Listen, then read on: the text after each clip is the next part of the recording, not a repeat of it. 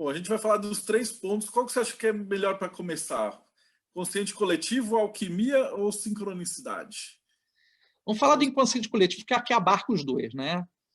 O Jung, quando ele trabalha com o conceito de inconsciente, ele começa a falar do inconsciente como o próprio Freud colocava, né? Que era o lugar onde se jogava as frustrações, onde você tinha exatamente os pontos de pulsão, de instintos complexos da pessoa. E o Jung percebeu que não era só isso, que não é possível que a pessoa ela vai ter sonhos que só possam traduzir recalques, frustrações, né, ou problemas internos não resolvidos. Aí, quando o Jung ele conhece um paciente dele chamado Honegger, né, ele passa a travar contato com a ideia de um inconsciente coletivo, porque, segundo esse paciente dele, ele teve um sonho, inclusive conhecido como o paciente do falo solar, né, em que ele via um sol com um grande pênis nascendo no horizonte, né? E aí entra muito essa simbologia de várias mitologias por detrás, né, inclusive egípcia, né, quando faz menção ao deus Ra, ao deus Horus, o próprio Osíris, cuja simbologia está correlata. O símbolo do sol é muito presente em várias culturas. Ele falou, não é possível que isso só seja uma mera coincidência, né? Tem algo mais.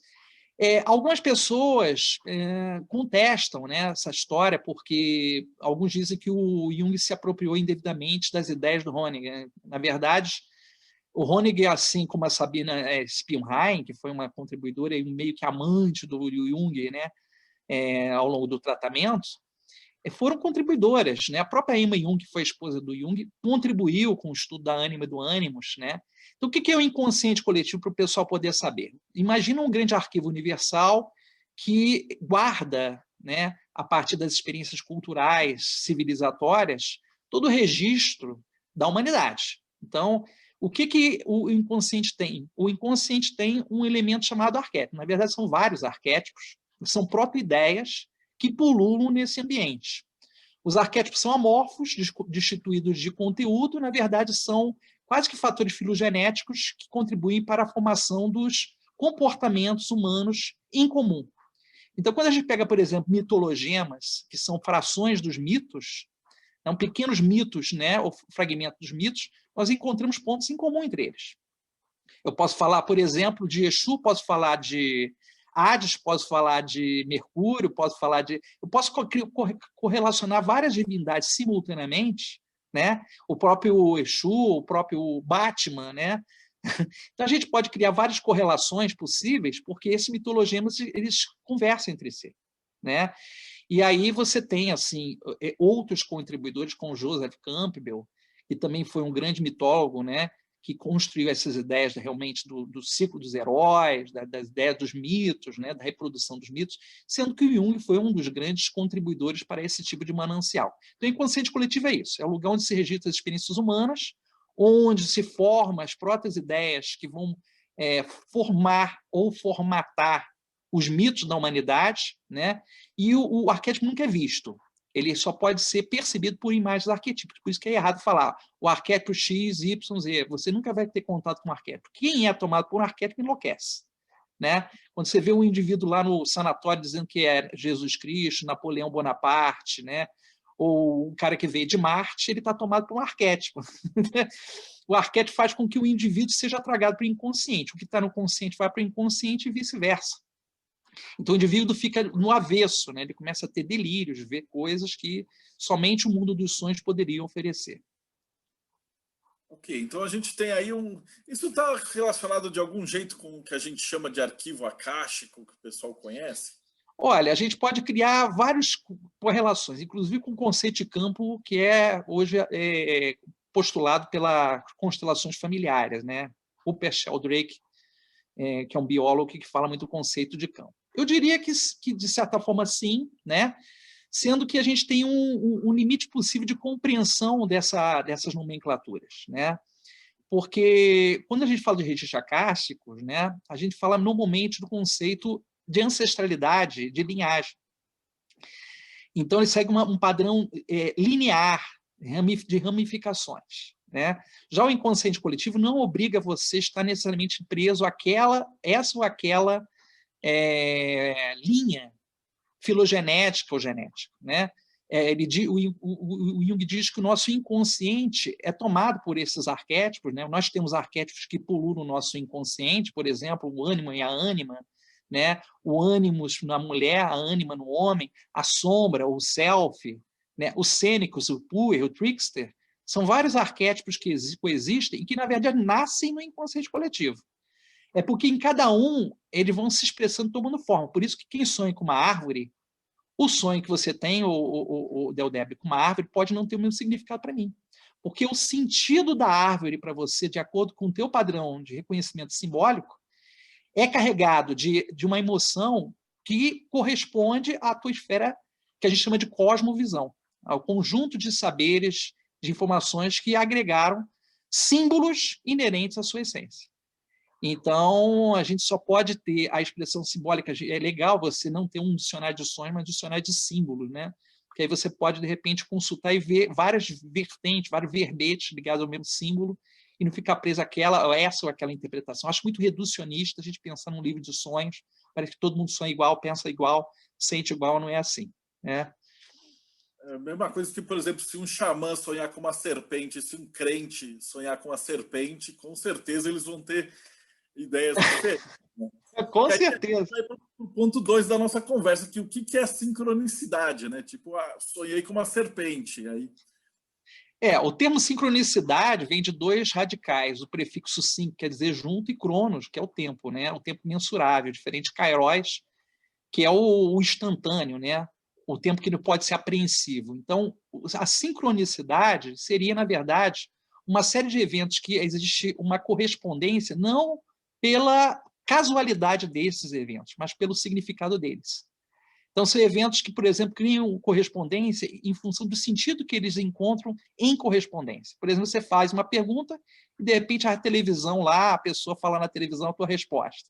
Os gregos tinham um hábito de, quando eles saíam para o ágora, que era o lugar onde eles faziam as reuniões, faziam as discussões, as preleções em praça pública, tinha uma cabeça de Hermes, que ele fazia uma pergunta no ouvido da cabeça de Hermes, e a primeira pessoa que eles se deparavam e falava alguma coisa, é a resposta para eles. Né? Esse é um princípio do hermetismo. Né? O hermetismo é ciência de Hermes. Né? Então, os gregos tinham muito esse hábito da utilização do templo de Hermes ou da estátua de Hermes, que normalmente o templo era a praça pública. Não era nada fechado. Hermes nunca foi uma divindade ficar presa, né, em qualquer lugar. Então, é tudo sempre aberto, sempre público. E essa é uma característica interessante. Isso é bem interessante também na bibliomancia, né? A pessoa faz uma pergunta e consulta ali um capítulo, né, da Bíblia e vê a resposta. Isso é bem uma ciência hermética, né? Uma ciência de Hermes, né? Que tem um valor velado e que depende do intérprete ou conhecimento final. Tanto que o Xing também é uma coisa meio assim, né? Você tem uma filosofia e aí você tem que fazer uma reflexão, né? Não é uma coisa literal. Você tem que fazer uma ponderação sobre aquele significado. Sincronia é isso. Eventos que aparentemente não têm conexão, que encontram uma resposta no tempo e espaço e que vão te dizer alguma coisa, porque eles estão ligados a eventos inconscientes. E como é que o Jung tratava da sincronicidade? Para ele era como? Dá um exemplo prático de como é que a sincronicidade poderia atuar na vida de alguém. Bom, primeira coisa, ele fez a correspondência à associação de ideias, que é um teste que hoje já não está mais em uso, que ele fazia cronometragem de palavras. A pessoa falava uma coisa, a pessoa respondia outra. Né? Numa dessas brincadeiras que ele está fazendo, brincadeira maneira de dizer, ele estava com um paciente no consultório dele, e o paciente começou a fazer uma correspondência, e nessa correspondência ele citou o escaravelho, Kefra, né? Que é um escaravelho solar. Né? Para os egípcios, o escaravelho, que rola aquela bola de esterco, né? Que deposita as larvas, né? Para se alimentarem, é como o sol correndo nos céus. Né?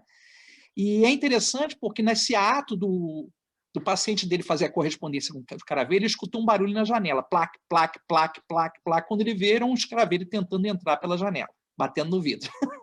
Então, o Jung tinha essas experiências fenomenológicas recorrentes, muito recorrentes. E a sincronicidade para ele é um fator que o fez olhar para certos tipos de ferramentas como o I Ching, porque ele percebeu que nada ali era casual, né?